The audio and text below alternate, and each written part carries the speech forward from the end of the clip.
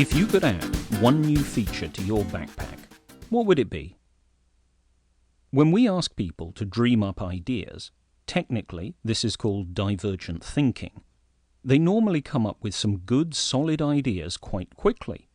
Typically they suggest things like a remote control to make your bag move automatically, a ramp for going up and down stairs, a built-in cooler, and even the ability to transform the backpack so it stretches into a sports bag for carrying sports equipment.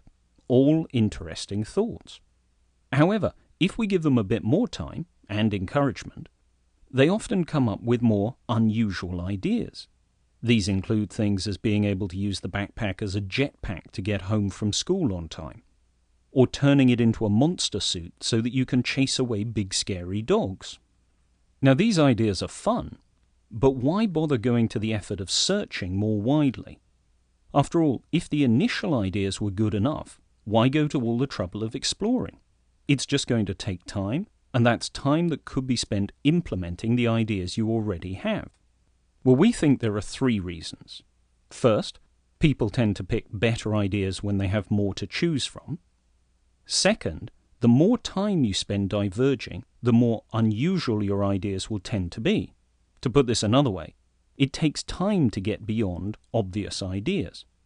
And third, really wild ideas, even though they may not work themselves, often act as stepping stones to help you reach more workable solutions. So there are real benefits to putting time and effort into generating new ideas.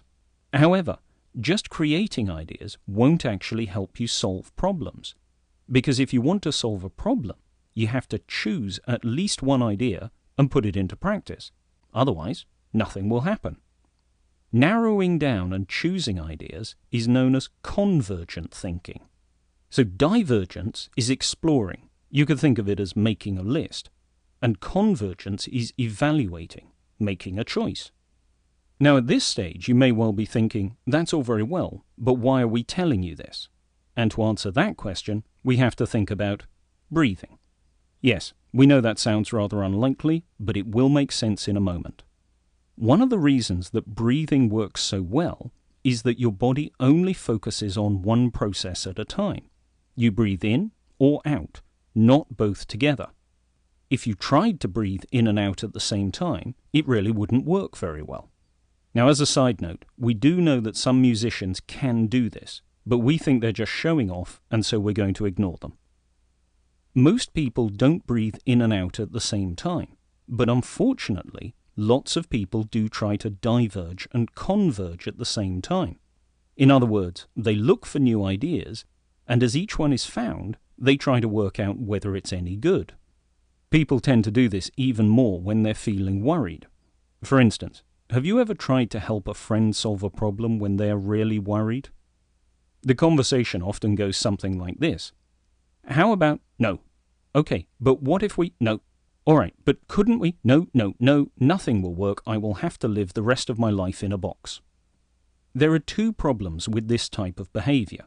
First of all, nobody likes to have all their ideas shot down. It's quite upsetting. However, the second problem is much more important. All new ideas have problems.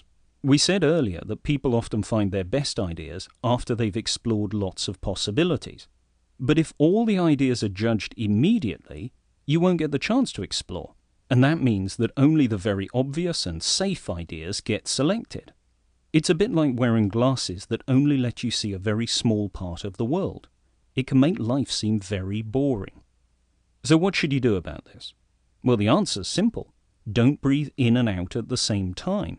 Or, to put it another way, when you're making a list of ideas, don't judge them. Then, when you've got a long enough list, choose the ones you like. And here's a very important tip.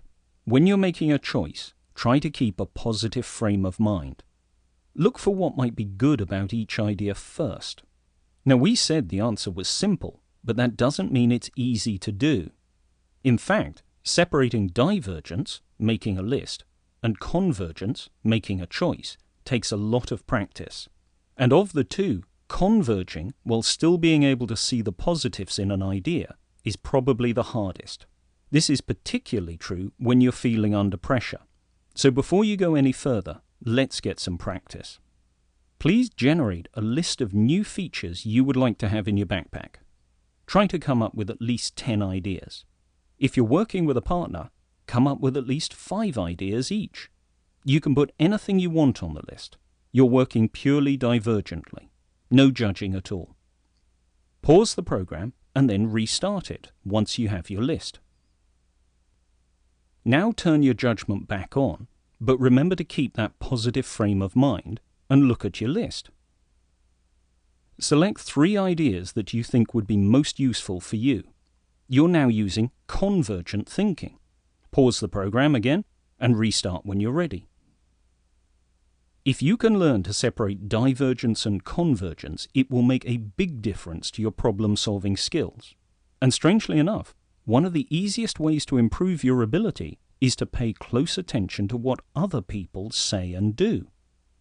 Spend some time today listening to your friends' conversations.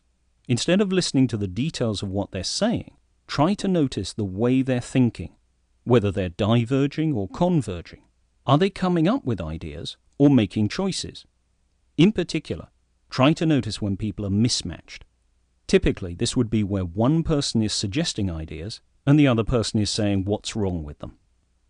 After practicing for a little while, you'll find that you've become better at spotting divergent and convergent thinking. And once you can spot it in other people, you'll notice it more in yourself, and you can start to choose the best type of thinking for any situation.